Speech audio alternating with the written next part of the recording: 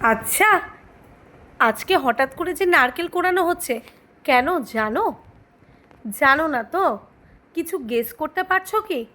আজকে কিন্তু এমন একটা রেসিপি আমি বানাতে চলেছি যার মধ্যে এই নারকেল কোড়াটা লাগবেই। আর চিংড়ি মাছ দেখে তো বুঝতেই পারলে যে চিংড়ি মাছের মালাইকারি আমি আজকে বানাবো। তার জন্য আমি যে কটা আমার চিংড়ি মাছ লাগে সেগুলোকে ভালো করে ধুয়ে হলুদ লবণ মাখিয়ে নিলাম।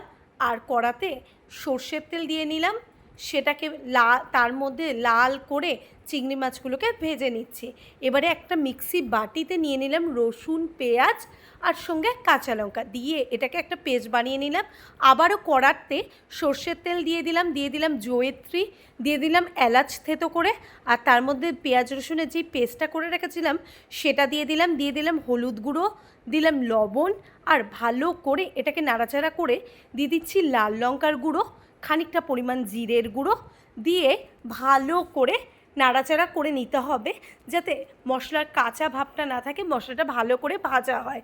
আর এটা করতে করতেই পাশে কিন্তু আমি যে নারকেলটা কুড়িয়ে রেখেছিলাম সেটার থেকে দুধটাকে বের করে নিয়ে সেই দুধটা আমি ছেঁকে সেটা কিন্তু দিয়ে দিলাম এই মিশ্রণটার মধ্যে, দিয়ে আবারও নাড়াচাড়া করে ধীরে ধীরে যখন ফুটতে শুরু করবে তার মধ্যে খানিকটা পরিমাণ জল দিয়ে দিলাম যাতে একটু পরিমাণে বাড়ে, যাতে মাছগুলো একটু ডোবে। আর তার মধ্যে যখন ফুটতে শুরু করলো তার মধ্যে দিয়ে দিলাম অল্প পরিমাণ গুড়, একটু মিষ্টি হওয়ার জন্য, কেননা নারকেল দাওয়াতে এমনিতেই কিন্তু মিষ্টি হচ্ছে। আর এটা দেখো ফুটতে চলেছে, বেশ ভালো মতন ফুটে উঠলে কিন্তু মাছগুলো একের পর এক দিয়ে দিতে হবে। আর এত টেস্টি হয় না খেতে, সত্যি বলছি। গরম মশলা দিয়ে ফুটার পরে নামিয়ে দাও, ওপর থেকে 3-4টে কাঁচা লঙ্কা ছিটিয়ে, অসাধারণ হয় সত্যি বলছি। এটাই যদি তোমরা ডাবের ভেতরে পুড়ে কাউকে বলো ডাব চিংড়ি, তাহলে কিন্তু সে অনায়াসে কিছু বুঝতেও পারবে না, ডাব চিংড়ি ভেবেই খেয়ে নেবে, কেননা এত টেস্ট হয়। নারকোলের এতটা স্বাদ যে চিংড়ি মাছের টেস্টটাকে একেবারে পরিবর্তন করে দেয়।